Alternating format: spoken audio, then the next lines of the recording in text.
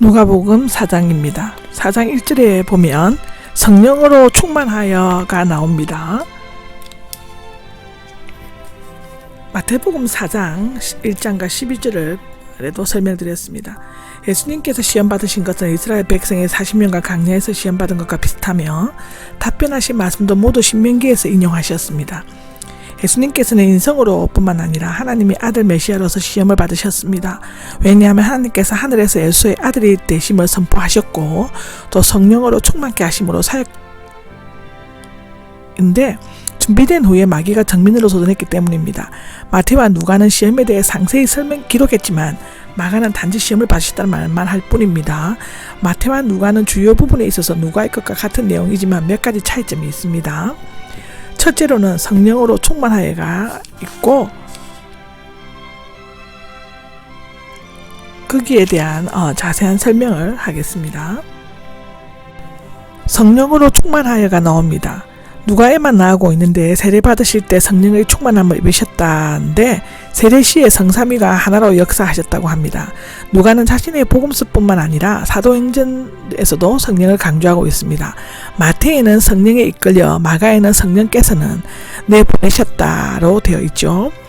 두 번째로는 마태는 성전에서 뛰어내리라는 시험과 천하만국을 받을 수 있다는 시험은 셋째 번에 두었지만 누가는 두 번째 번에 두고 있습니다. 마태는 아마도 시가적 순서를 따랐을 것 같습니다.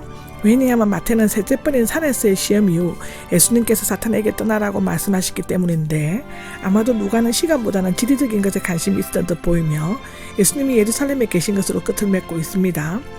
세 번째로는 누가는 예수님께서 40일 금식하시는 동안 금식하시는 후에 시험을 받으셨다고 하지만 마태는 금식하신 후에 시험에 관하여 말하고 있습니다. 네 번째로는 마태는 마귀가 예수님께 천하만국을 보인 후 이 모든 것을 너에게 주겠다라고 말했지만 누가는 이 모든 근세와 그 영광을 내게 주겠다라고 말했다고 합니다. 다섯 번째로는 누가는 마태가 기록한 것에 이것은 내게 주어진 것이며 또한 누구든지 내가 원하는 사람에게 줄 수 있기 때문이다라고 덧붙이고 있는데 예수님은 마귀의 주장을 부인하지 않으셨습니다. 마귀를 이 세상 임금이라고 부르고 있는데 요한복음에 3번이나 나옵니다. 마귀는 이 세상의 신, 즉 고린도후서 4장 4절에 공중의 권세를 잡은 자, 에베소서 2장 2절로 울리지만 여전히 하나님의 주권과 통제 아래에 있습니다. 그런데 마귀는 예수님이 하나님의 아들, 너는 하나님의 아들이기 때문에 이심을 부인하지 않았습니다. 이 시험에서 마귀가 의도하는 것은 예수님으로 하여금 하나님의 목적에서 벗어나게 하고 하나님의 뜻과 예수님이 자신의 뜻을 서로 메어 놓음으로써 하나님으로부터 독립된 존재가 되게 하려는 것이었다고 기록되어져 있고요. 여섯 번째로는 성전에서 뛰어내리라는 시험에서 마태는 그 도시를 거룩한 성, 누가는 예루살렘이라고 불렀습니다. 누가가 이방인을 배려해서 사용한 것으로 추측되어진다고 기록합니다. 들에 보면 적절한 때까지가 나옵니다. 문자적으로 시기까지, 즉 좋은 기회가 다시 올 때까지의 뜻인데 마귀는 물러갔지만 늘 예수님의 뒤를 쫓아다니면서 시험하였습니다. 겟세마네 동산에서는 모든 고통과 공포를 동원하여 십자가 역사를 포기하시도록 시도하였다고 누가복음 22장에 나오죠. 마가복음 8장에도 나오고 요한복음 8장 40절에도 나옵니다. 14절에 보면 갈릴리로 돌아가시자가 나오는데 새 공간복음서는 예수님이 갈릴리를 향해 북쪽으로 가신 것을 언급하고 있습니다. 마태복음 4장, 마가복음 1장에 나오죠. 누가만이 예수님께서 성령의 능력을 지니시고 자신의 고향으로 돌아가셨다고 기록하고 있는데 성령을 강조하는 것은 누가의 특징입니다. 예수님의 성령으로 되셨고 세례 때에 성령이 그 위에 내려오셨고 성령으로 충만하여 시험을 받으셨고 성령의 능력을 지니시고 갈릴리로 돌아오셨습니다.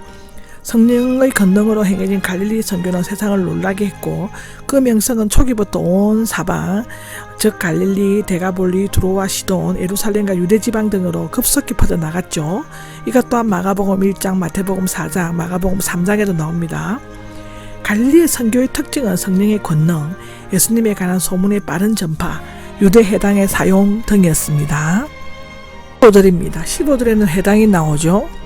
예수님께서 그 여러 해당으로 가르치시며 모든 사람들에게 칭송을 받으셨다라고 나오는데 예수님은 방문하는 곳마다 가르칠 기회를 얻으셨는데 아마도 일종의 랍비로 인정되셨던 것 같습니다. 사도행전 13장 15절에 보시면 됩니다. 원래 해당 제도는 유대인들이 예배드릴 성전을 갖지 못했을 때 바벨론 포로기에 때였을 것으로 추정되고 있는데 해당에서는 해당장이 허락하면 누구든지 가르칠 수 있었다고 합니다.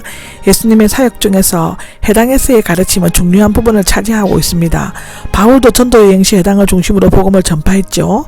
사도행전 13절에 나옵니다. 그러나 그의 설교가 사람들의 가치관과 선입관과는 다른 것을 발견하고 또 믿음과 순종을 요구하자 적대 세력으로 돌변하였고 이후 해당을 떠나 가르치셨으며 습관적으로 선포하셨다의 뜻이 되어 있는 누가복음 9장 12절에 나옵니다. 신송을 받으셨다가 나오는데 하나님께 영광을 돌릴 때 사용한 단어이며 위알로형으로 계속적으로 영광을 받으신 것을 나타냅니다.